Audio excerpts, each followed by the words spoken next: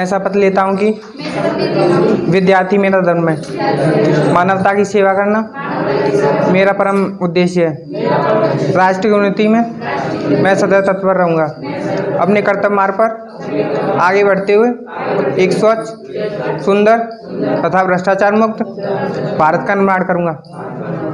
जय हिंद।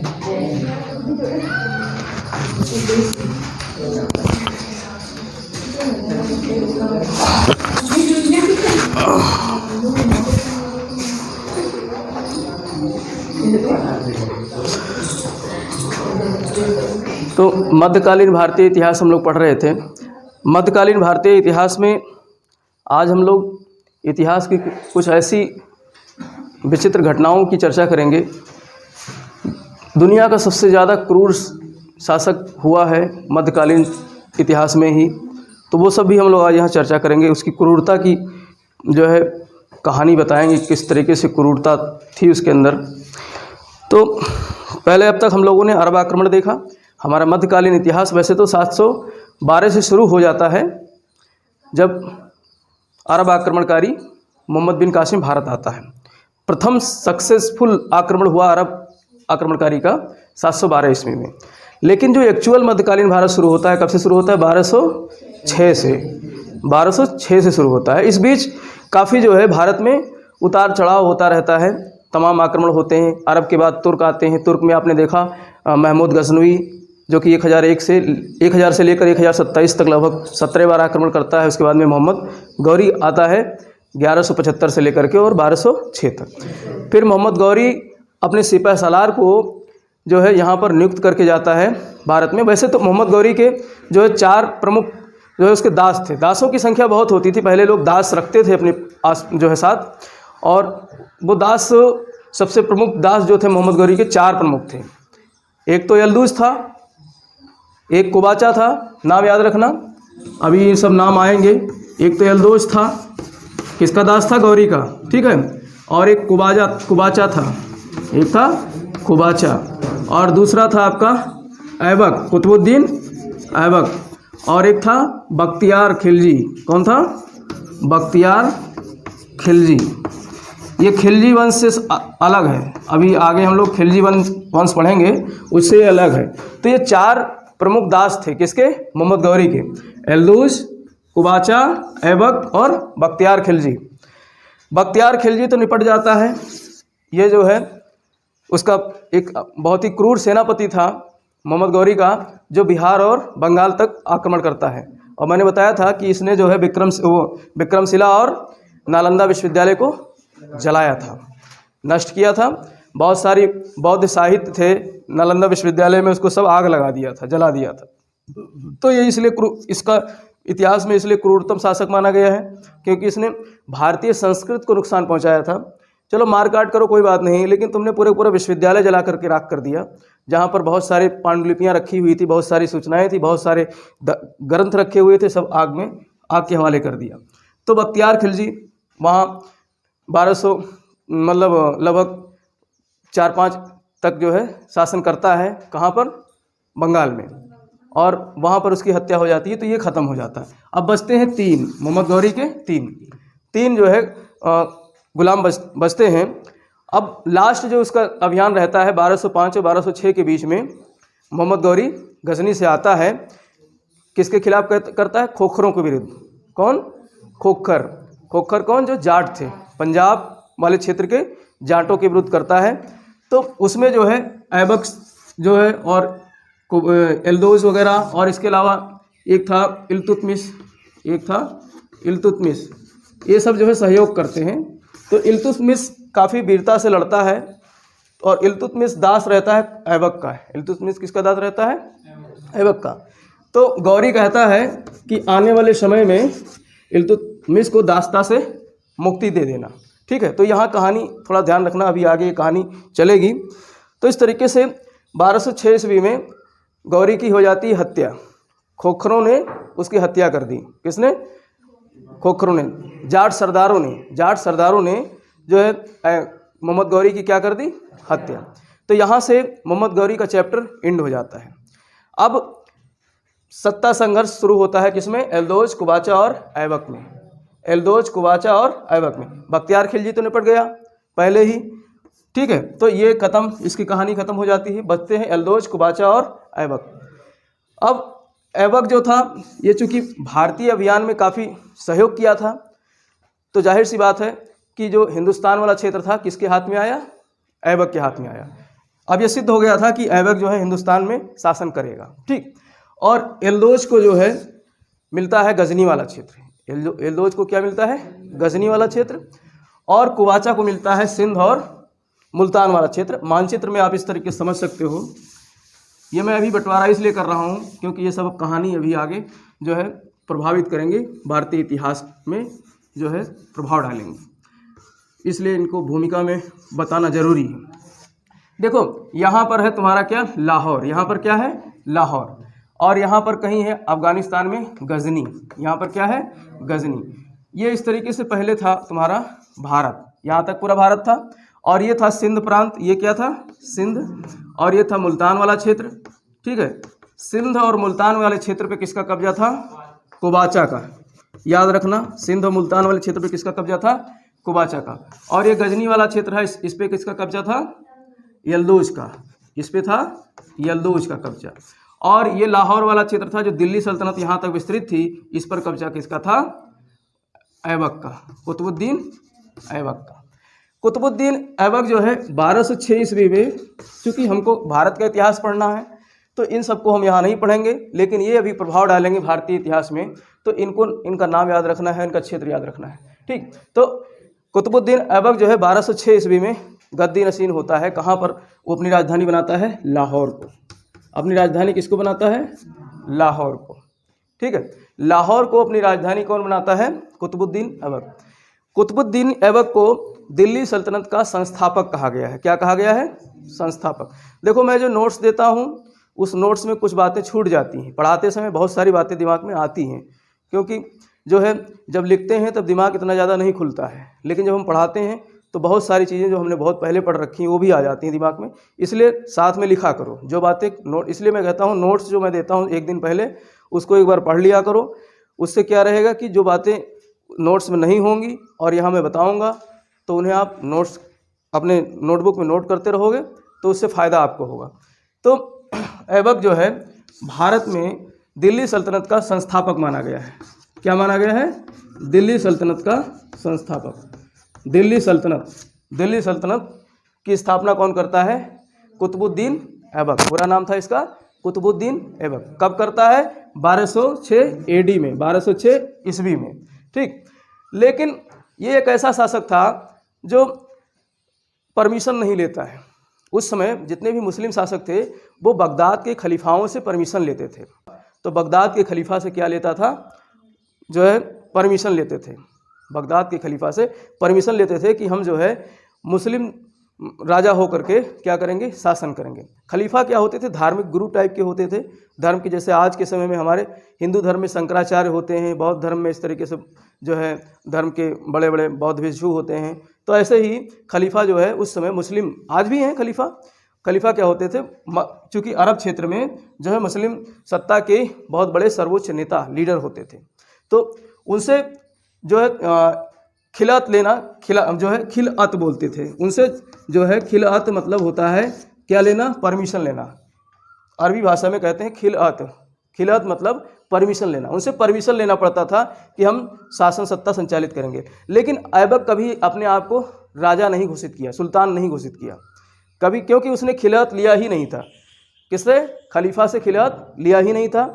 और वो एज ए सिपह सलार कमांडर ऑफ जो है army commander, chief commander of army के रूप में वो शासन सत्ता संचालित करता है। सुल्तान की गद्दी पर कभी नहीं बैठता है, राजा की गद्दी पर वो कभी नहीं बैठता है। इसलिए संस्थापक होते हुए, दिल्ली सल्तनत का संस्थापक होते हुए भी इसे असली संस्थापक नहीं कहा गया है। प्रश्न आएगा कि दिल्ली सल्तनत का वास्तविक संस्थापक कौन था, तो उसमें दो ऑप्शन रहेंगे, ऐबक का भी नाम रहेगा और इल्तुतमिश का भी नाम रहेगा। अभी हम लोग इल्तुतमिश के बारे में पढ़ेंगे तो वहाँ बताएंगे कि इल्तुतमिश दिल्ली सल्तनत का वास्तविक संस्थापक था, क्योंकि उसने सुल्तान आजम की उपाधि किससे ग्रहण की थी, खलीफा से, बगदाद के खलीफा से। खिलअत यानी परमिशन लिया था, परमिट लिया था, किससे? खलीफा से। तो वो वास्तविक संस्थापक था, वो सुल्तान बना था। भारत का पहला सुल्तान कौन कहलाता है? इल्तुतमिश कहलाता है। लेकिन ऐबक पहला सुल्तान नहीं था, क्योंकि ये सुल्तान नहीं, ये क्या मलिक के रूप में शासन करता है। मलिक अर्थात मालिक टाइप का, या सिपह सालार टाइप जो है कि पदवी से ये शासन करता है। सिपह सालार मतलब chief commander of army, army का प्रमुख जो है कमांडर के रूप में शासन सत्ता संभालता है। तो इस तरीके से देखिए ऐबक एक ऐसा व्यक्ति था, एक तो ये जो है बचपन से इसकी आवाज़ बड़ी सुरीली थी और इसको कुरान रट गया था, पूरा कुरान ये रट लिया था। तो कुरान को सुरीली आवाज़ में गाता था, कुरान को सुरीली आवाज़ में गाता था, तो इसको कुरान ख्वां कहा गया है। इसको क्या कहा है? कुरान ख्वां।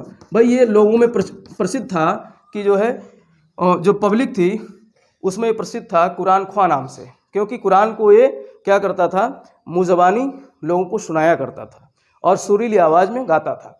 तो इसीलिए लाहौर की जनता ने इसको कुरान ख्वां कहा। लाहौर से पहले तो ये कहाँ था? गजनी में था। लाहौर से पहले गजनी में था। और ये किसका दास था? मोहम्मद गौरी का, मोहम्मद गौरी का दास था। और इसकी जो है प्रतिभा से प्रभावित होकर के मोहम्मद गौरी ने इसे जो है अपने घुड़साल था, जहाँ पे शाही घुड़साल रहते थे, उसका अध्यक्ष बनाया था, उसका मंत्री बनाया था।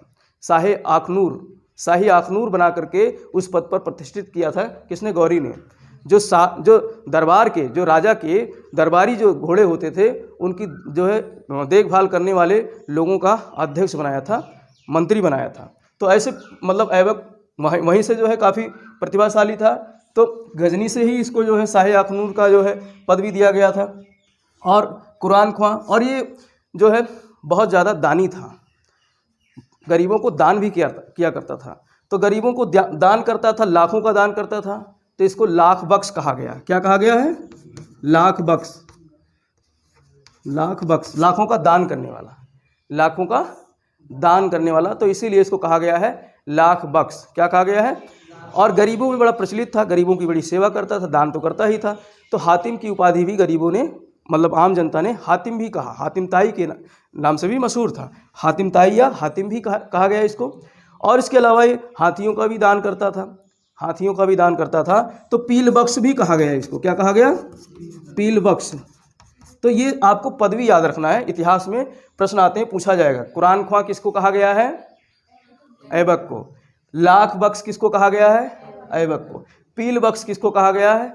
ऐबक को। हातिम ताई किसको कहा गया है? ऐबक को। क्योंकि ये गरीबों में दानी के रूप में जाना जाता था। और कुरान ख्वां इसलिए कहा गया है क्योंकि कुरान को सुरीली आवाज़ में गा करके लोगों को सुनाता था। तो इस तरीके से इसकी कुछ ये महत्वपूर्ण बातें हो गई। यहाँ पर प्रश्न आएगा कि ये वास्तविक संस्थापक नहीं था, दिल्ली सल्तनत का इसने स्थापना की थी। अब चूंकि ये गुलाम था, ये क्या था? गुलाम था। तो इसने जो शासन सत्ता संचालित की वो किस नाम से जाना गया? गुलाम वंश के नाम से। भारतीय इतिहास में दिल्ली सल्तनत जब आगे बढ़ता है तो इसमें 5 प्रमुख जो है वंश आते हैं, 5 प्रमुख राजवंश शासन करते हैं दिल्ली सल्तनत में। कौन कौन से? हमने बताया था, एक फार्मूला बताया था, एक ट्रिक बताया था। गुल खिला तो सैयदा लौटी, गुल खिला तो सैयदा लौटी।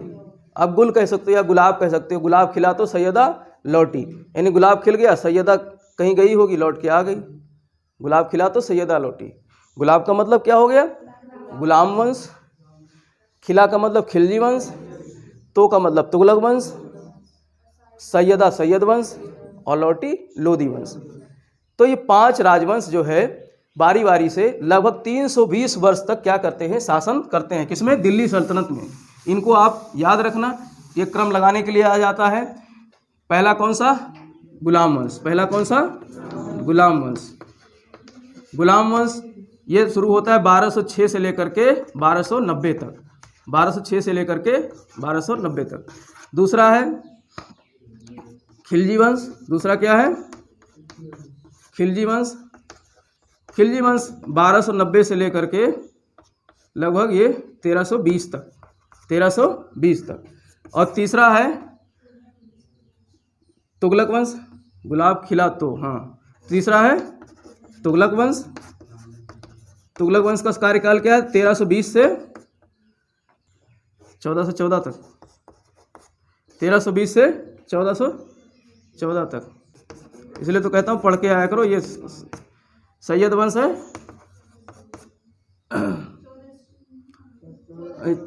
14 से 1451 तक, 14 से 1451 तक। और लास्ट है तुम्हारा लोधी वंश, जो कि 14 से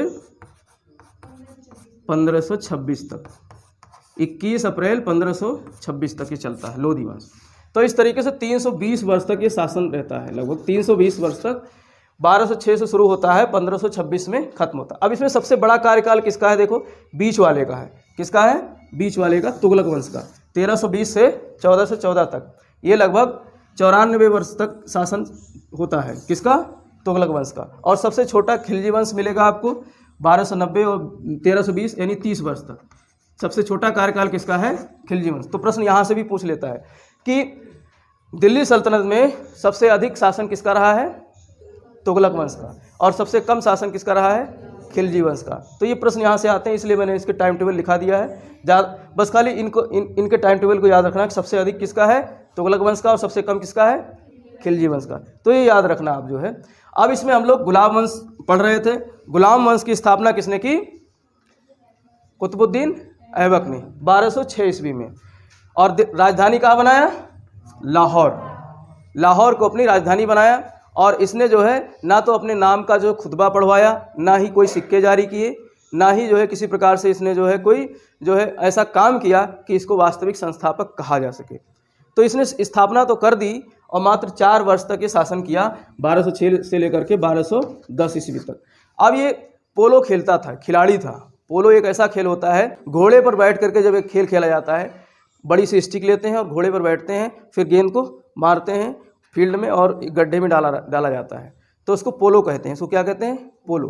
तो पोलो खेल का शौकीन था कौन? ऐबक।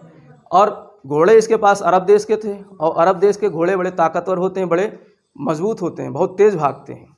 और घोड़े से खेलते खेलते फिसल गया, नीचे गिर गया, और घोड़े ने इसको रौंद दिया, धरा होगा लात गर्दन पे, टिटिया आ गया वहीं पे। तो 1210 ईस्वी में ऐबक की हो जाती है मृत्यु। प्रश्न आते हैं कि ऐबक की मृत्यु कैसे हुई थी? पोलो खेलते हुए, पोलो खेल खेलते हुए घोड़े से फिसल कर गिरने के कारण जो है इसकी मौत हो गई। तो इसकी कहानी हो जाती है ख़त्म। ज़्यादा इसके इतिहास में ज़्यादा कुछ है नहीं, बस 4-5 फैक्ट है, मेरे साथ दोहराओगे बस याद हो जाएगा। पहला क्या है? इसको कुरान ख्वां कहा गया है। क्या कहा गया है? कुरान ख्वां। लाख बख्श कहा गया है, लाखों का दानी था। पील बख्श कहा गया है, हाथियों का दान करता था।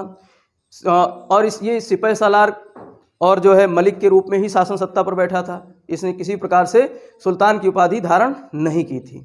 तो ये कुछ फैक्ट हैं।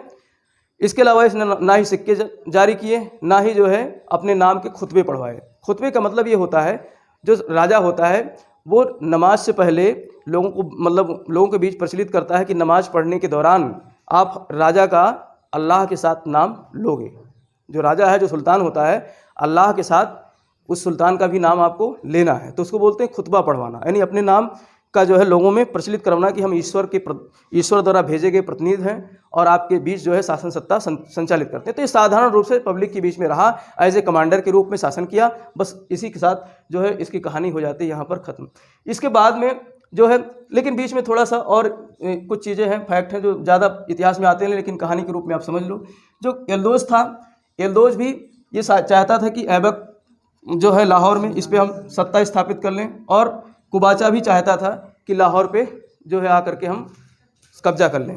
तो इसने क्या किया, शांतिपूर्वक जो है एल्दोज की बिटिया से अपनी शादी कर ली, इसका दामाद बन गया। एल्दोज की बिटिया से अपनी शादी कर ली और कुबाचा को अपनी बहन दे दिया, कुबाचा को अपना जीजा बना लिया। कुबाचा को अपना क्या बना लिया? जीजा। अब जब वैवाहिक संबंध हो जाएंगे, और हमारे इतिहास में प्राचीन समय से हम देखते आ रहे हैं कि प्राचीन समय में हरियंक वंश में बिंबिसार ने जाने कितने वैवाहिक संबंध बनाए थे। तो वैवाहिक संबंध बना करके राज्य को शांतिपूर्वक संचालित करने का जो तजुर्बा हमारे हिंदुस्तान में बहुत पहले से था। तो ऐसे ही इसने देख रखा होगा, प्राचीन इतिहास पढ़ रखा होगा, सुन रखा होगा कि शादी से वैवाहिक संबंध बनते हैं और उससे जो है शांतिपूर्वक राज सत्ता चलती है और हमारा क्षेत्र भी बढ़ जाता है। तो इसने जो है एल्दोज का ये जो है दामाद बन गया और कुबाचा को अपना बहनोई बना लिया। तो इस तरीके से ये लोग क्या हो गए, शांत हो गए। अब ये शांतिपूर्वक 4 वर्ष तक जिया और 4 वर्ष तक शासन करता रहा। और थोड़ा बहुत जो है इधर के जो लोग थे बंगाल और बिहार वाले क्षेत्र में जो है अली मर्दान वगैरह यहाँ पर जो है इसके क्या थे, गवर्नर थे, सूबेदार थे। तो यहाँ पर थोड़ा बहुत जो है गवर्नर होते हुए थोड़ा बहुत यहाँ पर जो है विद्रोह सा हुआ, लेकिन वो भी शांत कर दिया इसने शांतिपूर्वक। तो ये शांतिपूर्वक दिल्ली सल्तनत पर 4 वर्ष तक इसने शासन किया, लेकिन कोई ज़्यादा इसने काम नहीं किया। बस ये साहित्य उसके क्षेत्र में जो है कुछ स्थापत्य के क्षेत्र में भी कुछ काम किए हैं। जैसे इसने 2.5 दिन का झोपड़ा बनवाया। प्रश्न यहाँ से आते हैं, 2.5 दिन यानी 2.5 दिन में एक मस्जिद बनवा दिया था अजमेर में। कहाँ पर बनवाया था? अजमेर में, जिसको क्या कहा गया? 2.5 दिन का झोपड़ा अजमेर में बनवाया। तो प्रश्न यहाँ से आता है 2.5 दिन का झोपड़ा कहाँ पर है? अजमेर में। और किसने बनवाया था? ऐबक ने बनवाया था।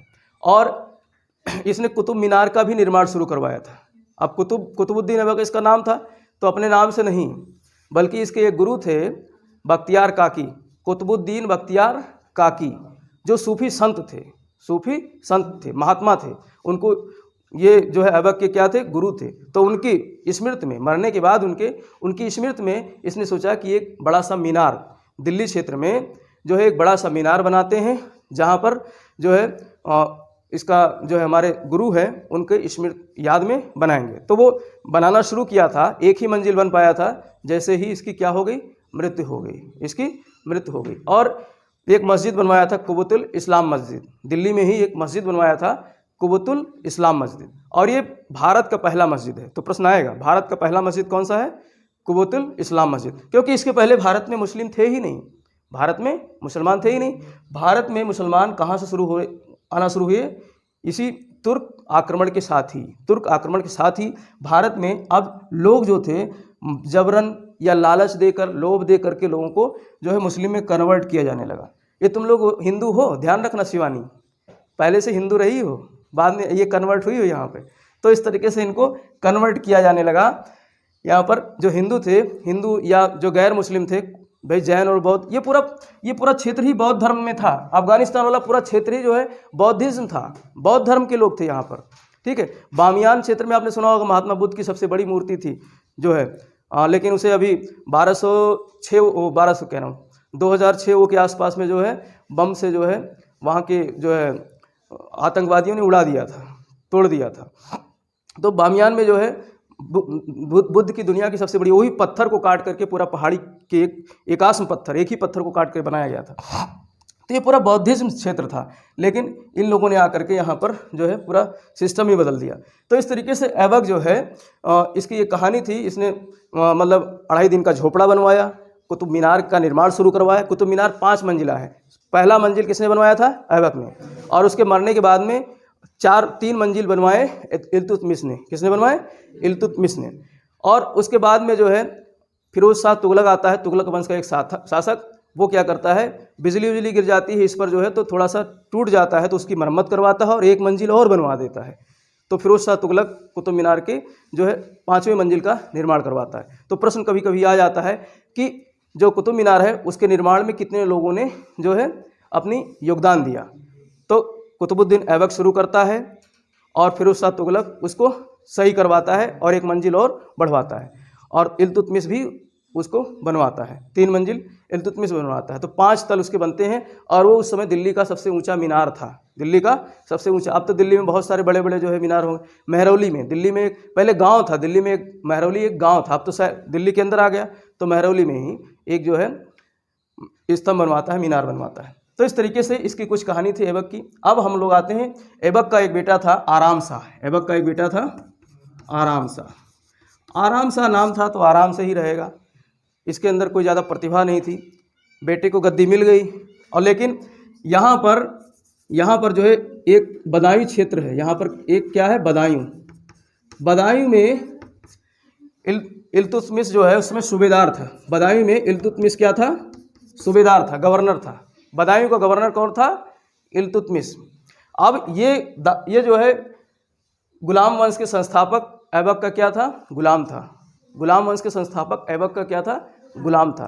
तो ये गुलामों का गुलाम कहलाया। गुलामों का गुलाम कौन कह रहा है? इल्तुतमिश। क्यों? क्योंकि ऐबक गुलाम किसका था? गौरी का। और ऐबक का गुलाम कौन था?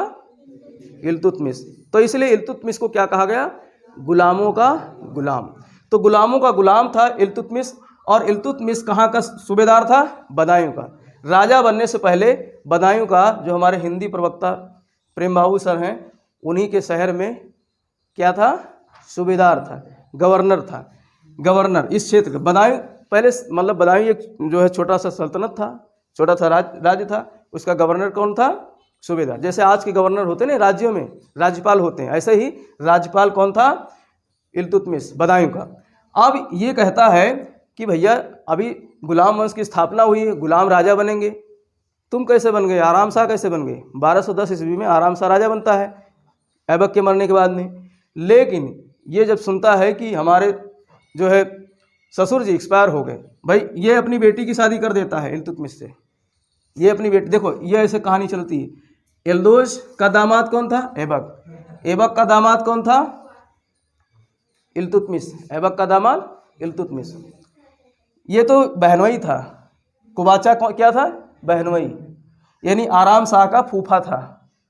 फूफा ही तो होगा, आराम शाह का फूफा था। लेकिन इल्तुतमिश का जो है ससुर कौन था? ऐबक था। क्योंकि गुलाम था लेकिन प्रतिभाशाली था, तो इसलिए अपनी बेटी की शादी किससे कर दिया था? इल्तुतमिश से। अब इल्तुतमिश कहता हम भी जो है गुलाम है, हम भी क्या है? गुलाम है। तो दिल्ली सल्तनत पर गुलाम ही शासन करेंगे। ये इधर से अपना लाव लश्कर लेकर चल देता है लाहौर की तरफ, और उधर से आराम शाह सुनता है तो आराम शाह भी लाहौर से चल देता है इससे युद्ध करने के लिए। दोनों पंजाब में भिड़ जाते हैं, दोनों पंजाब में भिड़ जाते हैं। कौन भिड़ जाता है? इल्तुतमिश और ऐबक का बेटा आराम शाह, इल्तुतमिश और आराम शाह। अब इल्तुतमिश तो बढ़िया, मतलब काफ़ी जो है अच्छा सिपह सलार था, सूबेदार था, काफ़ी सैनिक अभ्यास था उसको। तो यहीं पर जो है आराम शाह को आराम से टपका देता है। आराम शाह की कहानी खत्म हो जाती है। मात्र 8 महीने शासक रहा, 1210 ईस्वी में ही रहा। और उसके बाद में अब ये पहुंचता है लाहौर। कौन? इल्तुतमिश। लाहौर की गद्दी पर कौन बैठ जाता है? इल्तुतमिश। 1211 ईस्वी से 1236 ईस्वी तक जो है इल्तुतमिश सत्ता संभालता है। कहाँ का? लाहौर का। अब ये क्या करता है? कहता है ऐसे काम नहीं चलेगा, अब जो है हमको खिलाफत प्राप्त करना होगा। हमको क्या प्राप्त करना होगा? खिलाफत। खिलाफत मतलब सर्टिफिकेट लेना होगा। किससे? खलीफा से। तो बगदाद के खलीफा से ये खिलाफत प्राप्त करता है। किसका? सुल्तान आजम का। किसका? सुल्तान आजम का। तो भारत का पहला सुल्तान कौन था? इल्तुतमिश। प्रश्न यहाँ से आएगा। अब आप टिक लगा दोगे ऐबक को, कहोगे दिल्ली सल्तनत की स्थापना किसने की थी? ऐबक ने। बस टिक लगा दोगे ऐबक। तो कंफ्यूज मत होना, दिल्ली सल्तनत का या भारत का पहला सुल्तान कौन था? इल्तुतमिश। क्योंकि उसने जो है खलीफा से क्या प्राप्त किया था? खिलाफत। खिलाफत मतलब एक सर्टिफिकेट प्राप्त किया था सुल्तान बनने का। तो भारत का पहला सुल्तान ये था। और इब्राहिम लोदी 1526 में सल्तनत की जो है सल्तनत खत्म हो जाता है। दिल्ली सल्तनत का खात्मा हो जाता है। सल्तनत खत्म तो सुल्तान भी खत्म। सल्तनत इसीलिए कहा गया है क्योंकि दिल्ली सल्तनत के 320 वर्षों तक जो राजा हुए वो क्या कहलाते थे? सुल्तान। खाली ऐबक को छोड़ करके इल्तुतमिश के बाद से लेकर के जितने भी राजा हुए सब क्या कहलाते थे? सुल्तान। तो 1526 ईस्वी में 21 अप्रैल 1526 ईस्वी में जब पानीपत का प्रथम युद्ध होता है बाबर और किसके बीच? इब्राहिम लोदी के बीच। तो इब्राहिम लोदी मारा जाता है और वहाँ से जो है गुलाम वंश की मुगल वंश की स्थापना होती है। तो दिल्ली सल्तनत वहाँ पे क्या हो जाता है? खत्म। तो दिल्ली सल्तनत खत्म तो सुल्तान भी क्या हो जाते हैं? खत्म। तो आखिरी सुल्तान कौन था? इब्राहिम लोदी। प्रश्न बनेगा पहला सुल्तान कौन था? इल्तुतमिश। और आखिरी सुल्तान कौन था? इब्राहिम लोदी। तो इस तरीके से जो है गुलाम वंश में दूसरा शासक तो आराम शाह था, तीसरा शासक आता है इल्तुतमिश। अब इल्तुतमिश जो है खिलाफत प्राप्त करता है और साथ में ये जो है सिक्के भी जारी करता है। शुद्ध अरबी सिक्के जारी करने वाला पहला, भारत में सल्तनत काल का पहला ऐसा कौन शासक था जिसने सिक्के जारी किए? तो कौन था? इल्तुतमिश। शुद्ध अरबी सिक्के जारी किए इल्तुतमिश ने, जिसको टंका और जीतल कहा गया। जो चांदी का सिक्का था उसको क्या कहा गया? टंका या टका। टंका या टका। किसको कहा गया? चांदी के सिक्कों की। और जीतल कहा गया तांबे के सिक्के को। तो ये प्रश्न आता है, तांबा का सिक्का क्या कहलाता है? जीतल। तांबा का सिक्का कहलाता है जीतल, और चांदी का सिक्का कहलाता है टंका। क्या कहलाता है? टंका या टका। कहीं कहीं ऊपर बिंदी नहीं लगा होगा तो टका पढ़ा जाएगा, टंका या टका। तो ये कौन जारी करता है सबसे पहले? इल्तुतमिश। टंका और जो है जीतल जारी करने वाला शासक कौन था भारत में? इल्तुतमिश। इसके पहले भी बहुत सारे जो है सिक्के हमने देखा कि प्राचीन समय के राजा जारी करते थे। सोने वगैरह के सिक्के जारी हुए भारत में, इंडो ग्रीक ने जारी किए थे ना, पढ़ा उसमें। कुषाण वंश में बहुत सारे जो है शुद्ध सोने के सिक्के जारी हुए। गुप्त शासकों ने ढेर सारा लगा दिया। बयाना में तो पूरा पूरा ढेर ही मिल गया 500-700 सिक्कों का जो है, लेकिन वो शुद्ध नहीं थे, उसमें मिलावटी ज़्यादा था। तो शुद्ध सोने के सिक्के जो है किसने जारी किए थे? कुषाण वंश के शासकों ने। ये सब हम लोग पढ़ा। लेकिन यहाँ पर अब ये जो है, चूँकि देखो अर्थव्यवस्था धीरे धीरे जैसे जैसे जनसंख्या बढ़ेगी देश में, अर्थव्यवस्था वैसे वैसे जो है वो होती जाएगी, गिरती जाएगी। तो उस समय बहुत मजबूत अर्थव्यवस्था थी, लेकिन धीरे धीरे बाद में जो है सोने वगैरह की प्रचलन कम होने लगा। जो मुद्रा का प्रचलन था, भाई मुद्रा क्यों होता है? सामान को खरीदने और बेचने के लिए। जब मुद्रा नहीं था तो बार्टर सिस्टम था ना, वस्तु विनिमय था, वस्तुओं को आदान प्रदान करते थे, एक दूसरे से एक्सचेंज करते थे। लेकिन जब जो है माध्यम आ गया तो फिर पैसे की खोज हो गई, मुद्रा की खोज हो गई। तो यहाँ पर तांबा और जीतल। तो ये जो है शुद्ध अरबी सिक्के जारी करने वाला शासक कौन था? इल्तुतमिश। इसके अलावा इसने जो है कुछ और भी काम किए, जैसे खुतबे पढ़वाए, अपने नाम के क्या पढ़वाए? खुतबे पढ़वाए। इसलिए इसको दिल्ली का वास्तविक संस्थापक कहा गया। दिल्ली का वास्तविक संस्थापक कहा गया। तो प्रश्न आएगा, दिल्ली सल्तनत का वास्तविक संस्थापक कौन था? इल्तुतमिश था। और जो ये युद्ध हुआ, एक युद्ध और हुआ था यहाँ पर यल्दौज से। यल्दौज जो है अब इसका जो है दामाद तो खत्म हो गया, यल्दौज का दामाद खत्म हो गया। तो ये सोचा गजनी की सीमा अब हम हिंदुस्तान तक बढ़ाएंगे। गजनी की सीमा कहाँ तक बढ़ाएंगे? हिंदुस्तान तक। तो ये अपने लाव लश्कर, अब ये बुढ़ा रहा होगा यार, बुढ़ा गया होगा ना, तो ये अपने लाव लश्कर को ला करके जो है हिंदुस्तान में प्रवेश करता है, और इधर से जो है इल्तुतमिश जो है पहुँचता है। तो दोनों जो है कहाँ पहुँच जाते हैं? तराइन के क्षेत्र में। तराइन बड़ा मशहूर रहा है। हरियाणा वाला क्षेत्र जो है ये हमेशा युद्ध के लिए जाना गया, चाहे महाभारत का युद्ध रहा हो वो सब उसी क्षेत्र में लड़ा गया है। हरियाणा और दिल्ली वाले क्षेत्र में तराइन भी लड़ा गया, पानीपत भी वहीं आसपास था। तो ये सब युद्ध के क्षेत्र में, एक तो बिहार वाला इधर का क्षेत्र बहुत मशहूर रहा अंग्रेजों के समय में, और प्राचीन से लेकर के और इसमें मध्यकाल में इस क्षेत्र में बहुत युद्ध लड़े गए। तो तराइन का तीसरा युद्ध होता है, थर्ड बैटल ऑफ तराइन होता है। किसके बीच में? यल्दौज और इल्तुतमिश के बीच में, 1215 ईस्वी में। सन याद रखना कब होता है? 1215 एडी में। 1215 एडी में तराइन का तीसरा युद्ध होता है यल्दौज और इल्तुतमिश के बीच में। अब यल्दौज बुढ़ा रहा है, युद्ध में ज़्यादा टिक नहीं पाया, तो इल्तुतमिश ने इसका क्या कर दिया? अंत कर दिया। तो 1215 ईस्वी में यल्दौज की कहानी हो जाती है खत्म। हमने इसीलिए यल्दौज को यहाँ बताया था कि अभी इससे लड़ाई होगी। तो तृतीय युद्ध किसकी? तराइन की। तराइन के दो युद्ध देखे कल हमने, 1191 में और 1192 में। 1191 में किसके बीच हुआ था? पृथ्वीराज चौहान और गौरी के बीच। किसकी जीत हुई थी? पृथ्वीराज चौहान की। और तराइन का दूसरा युद्ध कब हुआ? 1192 में। कौन जीता था? गौरी जीता था, और चौहान को बंदी बना लिया गया था। ठीक है। तो और तीसरा युद्ध जो होता है 1215 ईस्वी में होता है, किसके बीच में? यल्दौज और इल्तुतमिश के। अभी इस इतिहास के प्रश्न पत्रों में ऐसा ये प्रश्न बना नहीं है, इसलिए किसी भी पेपर में ये प्रश्न आ सकता है, किसी भी पेपर में ये प्रश्न आ सकता है। और ख़ास करके जो है लोग केवल दो ही बैटल को जानते हैं, तराइन का प्रथम और द्वितीय। तो तीसरा युद्ध भी हुआ था तराइन का, तराइन के मैदान में। तो इल्तुतमिश एक तो ये युद्ध जीतता है। अब ये कुछ और भी जो है शुरुआत ही किया था आराम शाह को निपटा करके। तो इस तरीके से इसने युद्ध भी जीते, और जो है अपने नाम का खुतबा पढ़वाया, और सुल्तान आजम की उपाधि धारण की। तो इसलिए इसको जो है दिल्ली सल्तनत का क्या कहा गया? वास्तविक संस्थापक। और लाहौर से अपनी राजधानी स्थानांतरित कर लेता है दिल्ली। लाहौर से अपनी राजधानी कहाँ ले आता है? दिल्ली। तो दिल्ली में राजधानी स्थानांतरित करने वाला दिल्ली सल्तनत का पहला शासक कौन था? इल्तुतमिश। कुतुबुद्दीन ऐबक ने तो लाहौर को अपनी राजधानी बनाया था, और वहीं मर गया था, वहीं लाहौर में ही इसको दफना दिया गया था। तो लाहौर में ही इसका क्या है? कब्र है। लाहौर में इसका क्या है? कब्र है।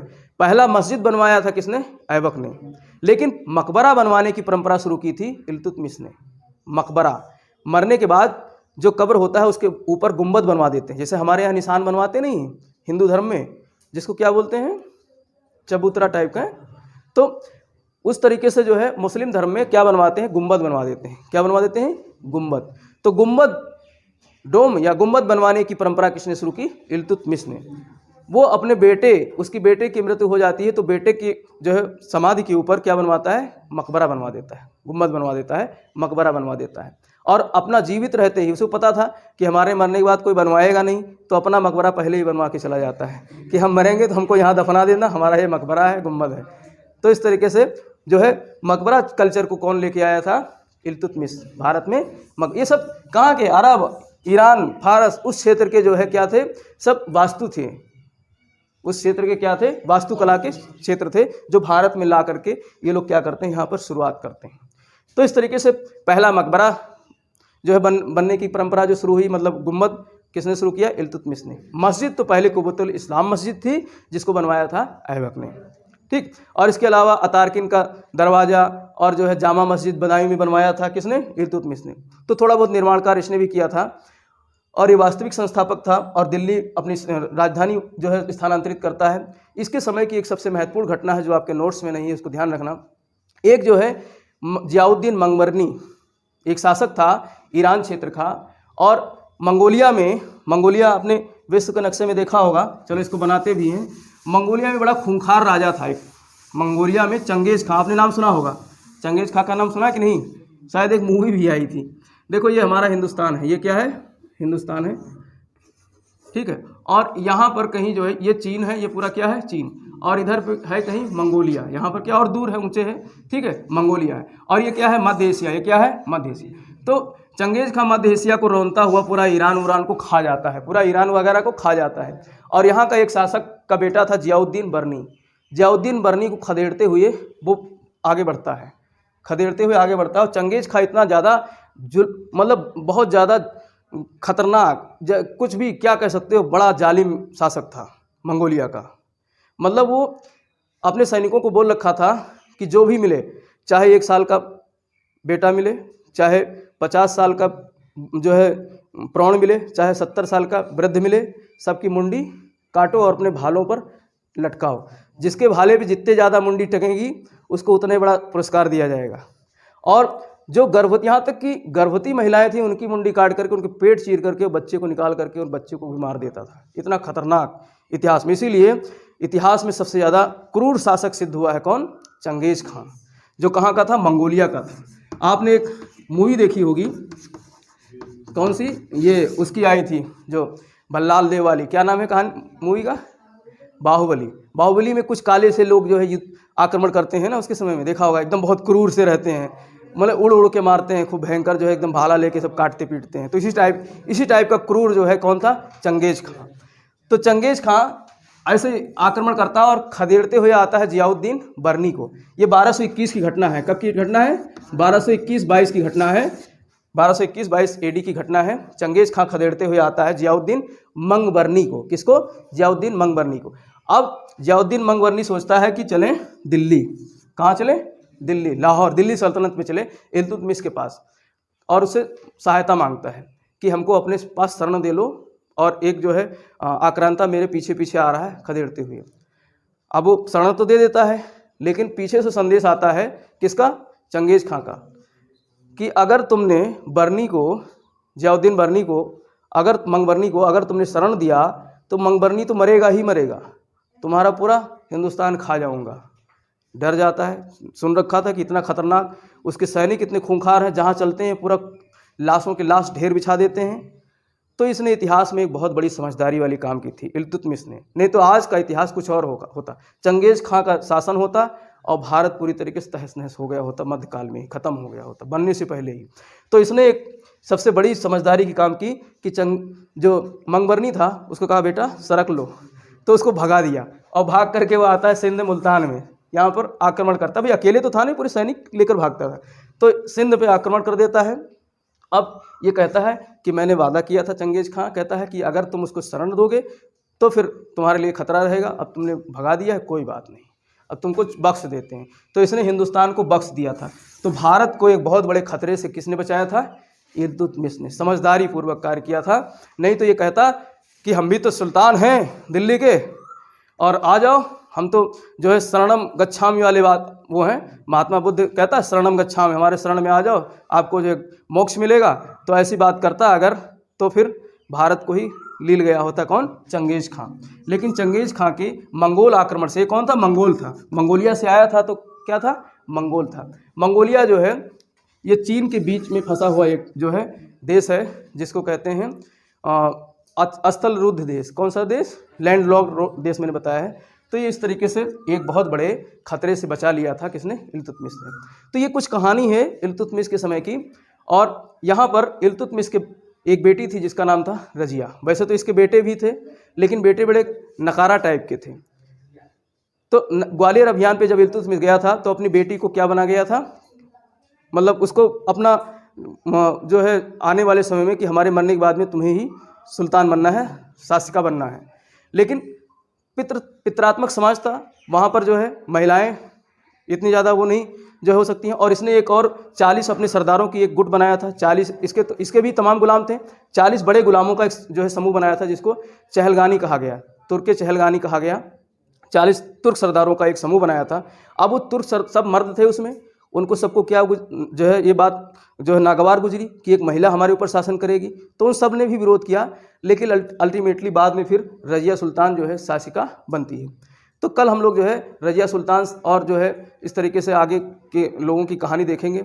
वैसे मुग़ल ये गुलाम वंश में 11 शासक हुए जो शुरू होते हैं ऐबक से लेकर के, और क्यूमर्स तक जो है 11 शासक होते हैं। लेकिन 4 मुख्य शासकों के बारे में हमको पढ़ना है। ऐबक को पढ़ना है, जो कि पढ़ लिया। इल्तुतमिश के हमने पढ़ लिया, और अब रजिया को पढ़ेंगे। फिर एक बलबन आता है, रक्त और लौह की नीति का जो संचालन करता है। तो ये 4 मुख्य जो है सुल्तान हुए हैं दिल्ली सल्तनत की, इनके बारे में हमको पढ़ना है बारी बारी से। 2 तो पढ़ लिए, और कल हम लोग रजिया के बारे में पढ़ेंगे और बलबन के बारे में पढ़ेंगे।